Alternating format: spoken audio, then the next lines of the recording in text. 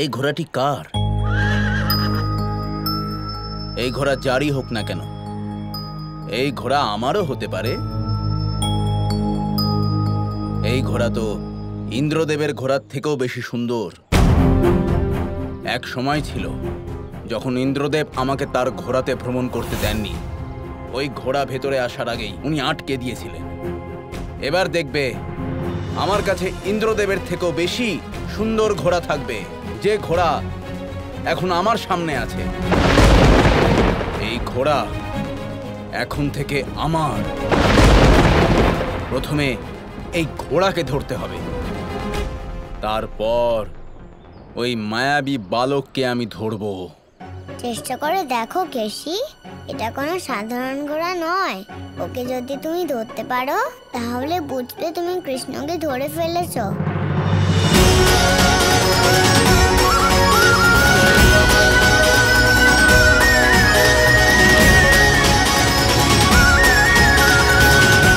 এই ঘোড়াকে তো আমি ধরতেই পারছি না, যাই হয়ে যাক না কেন এবার তো আমি এই ঘোড়াকে ধরেই ছাড়বো।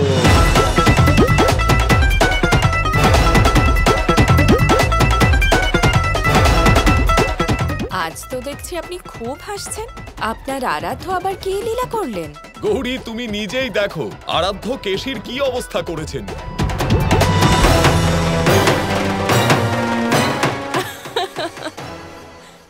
এই কেশি কি করতে চাইছে? সেটাই যেটা আমি ভাবছিলাম। কি ভাবছিলেন? আমি এটাই ভাবছিলাম গৌরী, যে আরাধ্য এমন কি করবেন যার ফলে কেশি বৃন্দাবনে প্রবেশ করতে পারবেন না। আর দেখো, আরাধ্য তার পরিকল্পনাও করে নিয়েছেন। কিন্তু এই শ্বেত অশ্বটি কে? হাইগ্রীব। হাইগ্রীবের বিষয়ে জানার জন্য তোমাকে একটা কাহিনী শোনাতে হবে গৌরী।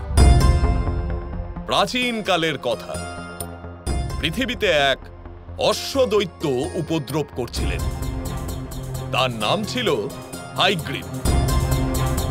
পৃথিবীকে তার আতঙ্ক থেকে মুক্ত করার জন্য নারায়ণ অশ্বরূপ নিয়েছিলেন।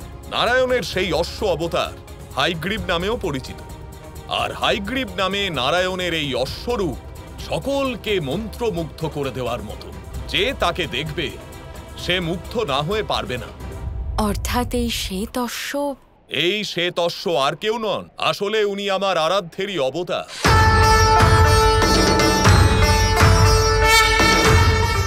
আরাধ্য খুব ভালো করেই জানেন যে কেশির স্বভাব অত্যন্ত লোভাতু।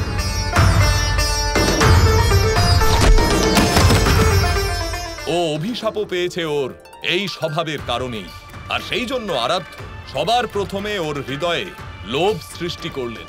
আর সেই জন্যই ওর হৃদয়ে দেবরাজ ইন্দ্রের অশ্বকে পাওয়ার বাসনা জাগরিত হল। আর স্বাভাবিকভাবে যখন সামনে স্বয়ং হাইগ্রীব নামে নারায়ণের অশ্ব অবতার থাকেন, তখন কেউ মুগ্ধ না হয়ে কি করে থাকতে পারে?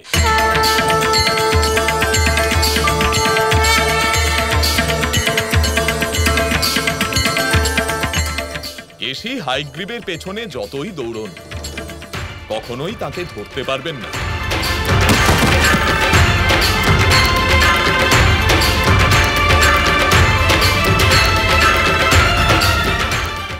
নারায়ণ নারায়ণ। নারায়ণের এই লীলা দেখে আমি অত্যন্ত প্রসন্ন হয়েছি। আপনাকে অসংখ্য ধন্যবাদ নারায়ণ। আপনার এই লীলার জন্যেই আমরা সব দেবতারা আপনার এই হাইগ্রীব অবতারকে দর্শন করার সৌভাগ্য লাভ করলাম।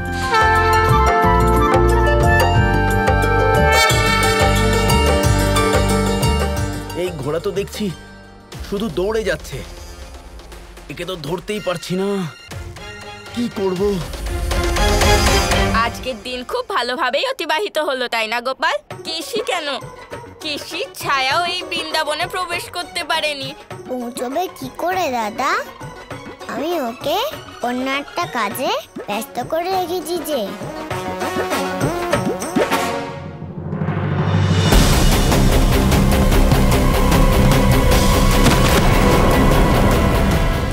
দেখো কেশি,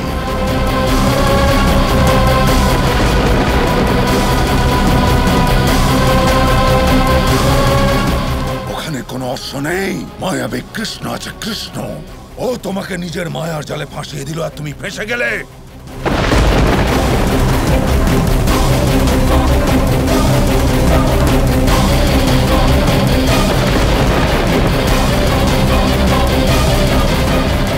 ওই মায়াবী বালক আমার সাথে ঠিক কাজ করেনি। এবার কেশি এই অপমানের প্রতিশোধ অবশ্যই নেবে। এবারে তো এই যুদ্ধ ব্যক্তিগত রূপ নিয়েছে। এবারে কেশি ওকে ছাড়বে না। ওই বালকের প্রাণ আমি নিয়েই ছাড়বো।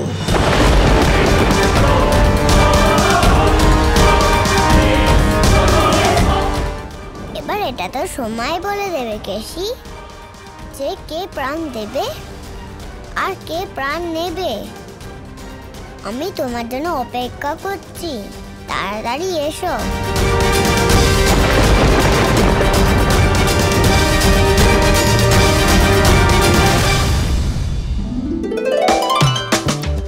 যশোদা, সবাইকে এত পরিশ্রম করে কাজ করতে দেখে মনে হচ্ছে যেন ঘাট নির্মাণের কার্য খুব শীঘ্রই সম্পন্ন হবে।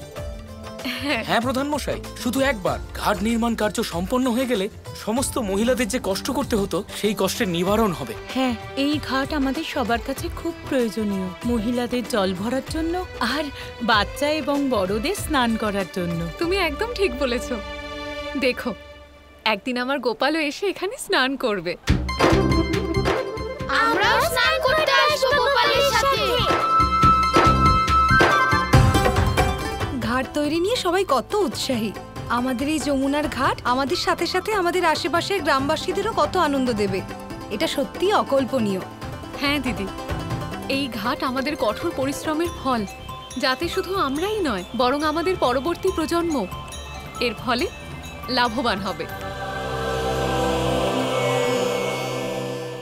গোপাল দেখো, সবাই এই ঘাটকে নিয়ে খুবই প্রসন্ন হয়েছে।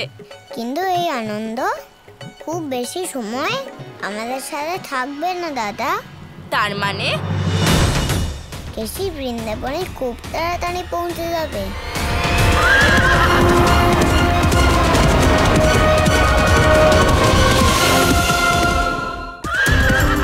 তুমি কি কেশিকে আর কিছুক্ষণের জন্য আটকাতে পারবে না? একবার এই ঘাটের কাজ সম্পূর্ণ হতে দিতে পারতে, সবাই কত আনন্দ পেত, কত ভালো লাগতো মানুষের। না দাদা, আপনি ভুলে গেছেন আমি কি বলেছিলাম? অংশের জন্য ঘাট তৈরি হলো, তার মানে এটা নিয়তির খেলা। আর এনাদের ঘাট বানানোর প্রচেষ্টা, তার অর্থ হলো এনাদের কর্তব্য।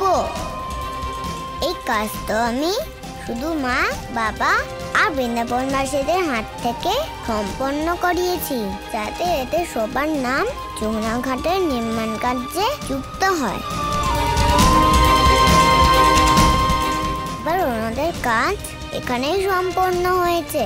এবার ওনাদের এখানে থাকা ওনাদের জন্য ভয়ানক হতে পারে। ওনাদের এখান থেকে যেতে হবে। আমি চেষ্টা করছি।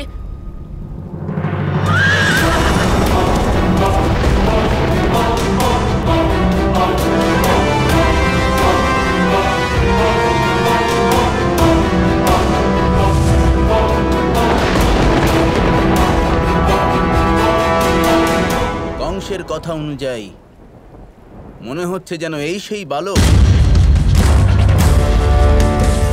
কিন্তু এই বালক তো খুবই ছোট দেখছি। এই বালক কি আমার সাথে যুদ্ধ করার জন্য আদৌ যোগ্য?